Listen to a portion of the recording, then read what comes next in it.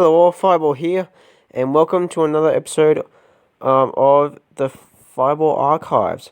So today we'll be continuing with part 2 of the last video, and I can't remember where we're up to, so I'm just going to start from culture. So to start off with, Moon Elven society was often loosely organized, and few Moon Elves stayed in one place for more. Few Moon Elves would stay in one place for more than a season or two. They prefer a nomadic lifestyle. Moon elves were generally comfortable living amongst other elves, particularly the Sun elves, as well as the other like PC classes you can play in Dungeons and Dragons, like gnomes, humans, or halflings. Most Moon elves organize themselves into groups of a dozen extended families or so. Each ruled democratically, although they would have de facto leaders, whose word would hold more weight than anyone else's. An individual Moon Elf would be most often respected for their age or their martial combat skill. Wherever they lived, Moon Elves were unassuming, with homes that were humble and comfortable. Or lightly comfortable, sorry. They are often light-hearted and always at ease. If they're, basically pissed off, they can leap to action if danger came around. It's like a attack from an orc, like a band of orcs or something. They would combat them back. But like other elves, Moon Elves made sure that nearly all of their members were always trained to wield a weapon, and some also had some skill in magic. Even in dark times, however, Moon Elves tended to find something to brighten them up, which is a quality that can be made valuable for maintaining morale even amongst humans, halflings, or gnomes, and any other race. Obviously, due to the nomadic lifestyle of a moon elf, it was not uncommon for them to take on the life of an adventurer. It's just they innately have the trait of wanderlust and the desire to learn or do good. And altogether, Moon Elves are individualistic, and most sincerely believe that each person could make a difference in the world, for better or for worse. Because I have an innate sense of altruism and goodwill to others, most Moon Elf adventurers were heroes rather than villains, and although both did have existed, those who did turn to an adventurer's lifestyle commonly embraced the musical path of a bard, which I'm actually playing a bard for the core campaign. I'm redoing the core campaign. I'm actually playing a Moon Elf bard right now. That will eventually become a Red Dragon disciple, but they'll also could take the martial lifestyle of a fighter, ranger, or rogue, or some even study to become wizards. Some might also become later in life, become arcane archers or blade singers, and some also felt a calling to join the harpers. For their art and leisure, Moon Elves took things with little gravity. They, instead of taking joy in the simple things of life, they took things with little gravity instead of taking joy in the simple things of life, which is a trend their music and art often reflected. Which also made their art and music more joyous than solemn. Moon Elves were themselves very fond of art and had both a strong bardic tradition, which is why I'm mainly playing a bard now, Moon Elf Bard. And they have a history of painting and sculpting. For entertainment, Moon Elves often preferred to gamble, taking little risk as part of the fun. Similarly, drinking and reveling was an important part of Moon Elven culture. Like most elves, Moon Elves preferred clothing on simple design but exquisite making, using the finest textiles and most beautiful weaving designs available, but typically making simple cuts and measurements. They find showy flourishes unnecessary. Moon Elf clothing was often flashy in other ways. with bright colours popular amongst moon elves who felt comfortably at rest and away from danger. Most moon elves will wear their hair in braids or ponytails, decorated with wires or beads. Tattoos were not unheard of amongst moon elves and were frequently worn, though it was not ingrained part of the moon elf culture. Now, this is a cool part. Moon elves were often fond of keeping pets, in particular such as cats, dogs, and falcons, or other hunting partners. On Icewind Dale, I've got an adventuring party with a couple of elves, which is the character represents me is an elf, and the female version of my character would be Alyssa Andre. So I've made Alyssa actually a wizard, and one of the spells she has at level 1 is Find Familiar. And so I made a chaotic neutral purposely to get the cat familiar, and it's I'll show you guys when I do a new playthrough of Icewind Dale eventually. I'll show you more about it, but I'll do that when we get a bit more popular, so that everyone can see a bit more of it. But anyway, back to the thing. But they often also would form close bonds with self-aware creatures, such as blink dogs, pegasi, unicorns, and dragoons. However, most moon elves did not keep mounts, feeling it important to walk on their own 2 feet. In regards to magic and religion, moon elves, like other elves, loved the learning and use of magic, in whatever form it took. Both traditions of arcane and divine magic were highly encouraged, and those who partook in either were pushed to expand the knowledge of their race. This pressure did not bother most moon elves because they were outright excited to become masters of the art, which in the art, and for those of you who don't know, is actually magic, basically. But like other Telquasir, which is basically just another name for elves, moon elves generally worship the Seldarine. The Elven, which is the Elven pantheon, and most choose a particular deity of the Seldarine, so Adri Fania, which is technically the patron deity of the Ivariel Elves or Winged Elves. What else was it? Corel Norithian, they would often choose. There was obviously Sahani Moonbow. I think it was Hanali Kanali. I don't know her full name, but one of that goddess. And whatever other gods and goddess were there.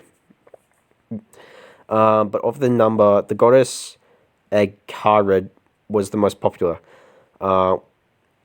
which that goddess is Agnaghara. If you've known the creation story of the elves, which I will do a video based on, basically this goddess was a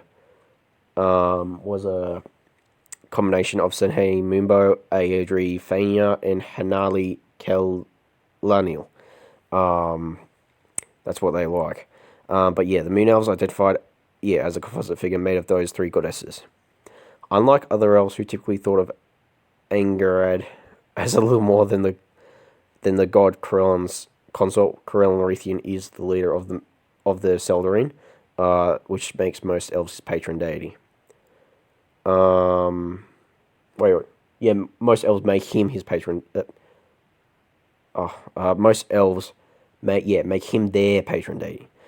But the moon elves saw Angaran as the combined goddesses, as the protector's equal, which in case of the protector is Corellan.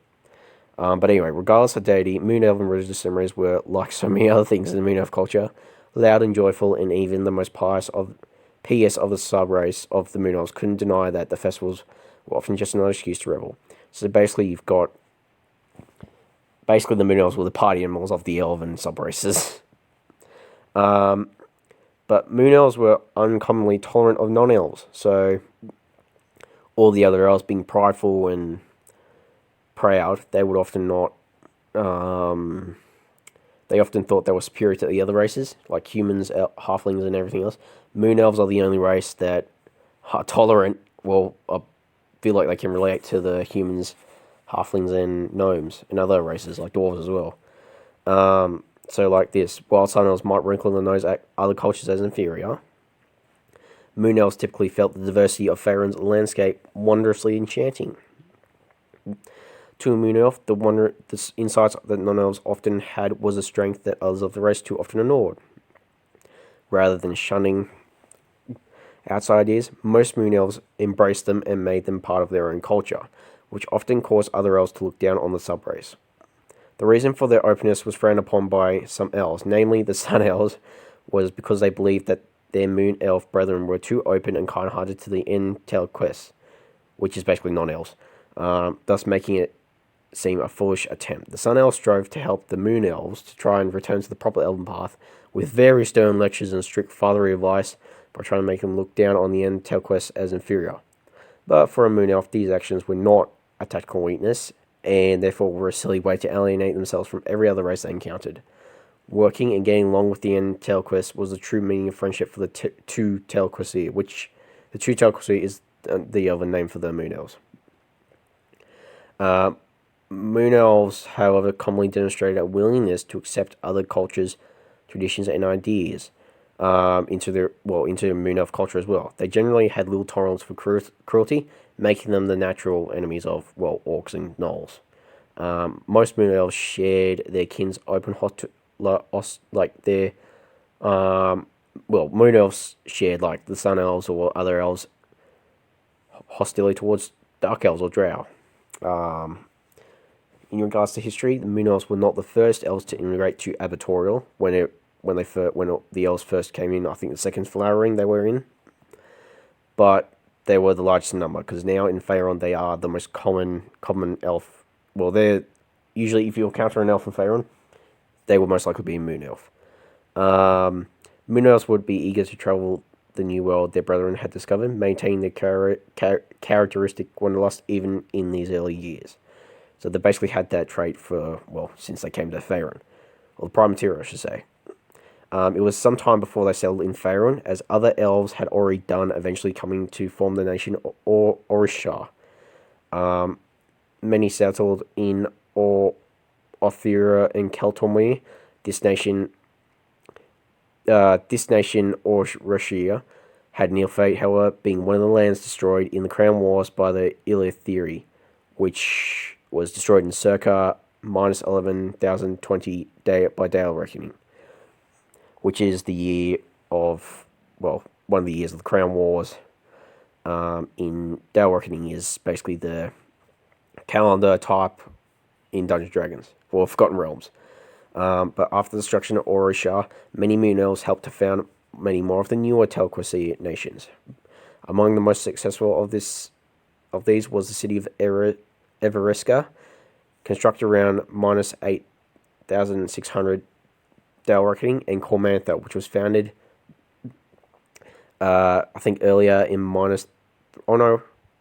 later in minus 3,983 Dale reckoning. Of these, only Everesca survived to the 14th century Dale reckoning, with Cormantha collapsing in the year of doom 714 Dale reckoning.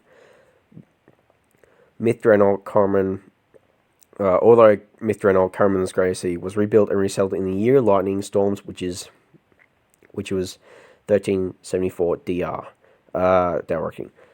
I have to admit though, I think the events of the core campaign of Neverwinter Nights actually takes place a couple of years before 1374 by Dale reckoning.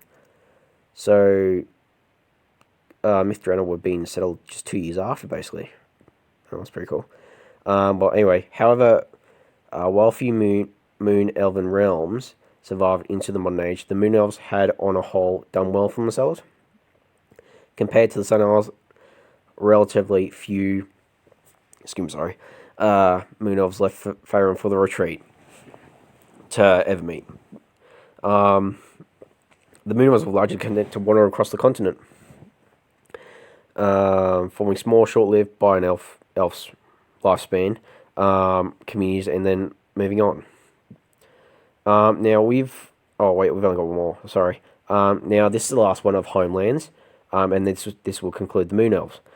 Some nations that could probably be considered Moon Elven still existed in well, it still exists in the 14th century Dale reckoning, a sign that Moon Elves had, on the whole, fared relatively well compared to their brethren. Moon Elves had not settled in vast numbers. This was less out of the inability as lack of need, as their nomadic and small bands that made up most Moon Elves had been successful in their lifestyle for centuries. By and large, Moon Elves ignored the retreat carried out by their Sun Elf kin. When most Sun Elves retreated to Evermeet, they preferred to live either among other races or wander the wilderness. The main exception to this was the isolated city of Everisca, which is actually still populated in Moon Elf, in Faerun, and it's actually mainly populated by Moon Elves. But most Moon Elves can be found most commonly in the Dalelands, northwest of Faerun, or the Western Heartlands. After the Spell Plague of 1385 Dale reckoning, many also took refuge in the cities of Baldur's Gate and Waterdeep. I also got the Spell Plague after the Elves topic done. But that's actually all. That concludes the Moon Elf section. This section actually part 2. So this actually concludes the Moon Elf things.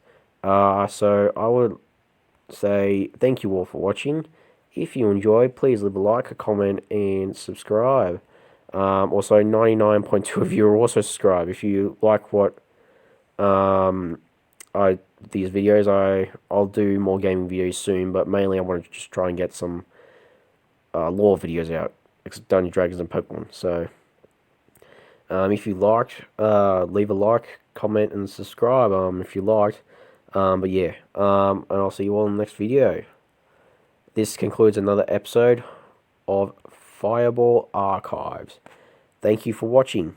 Adios.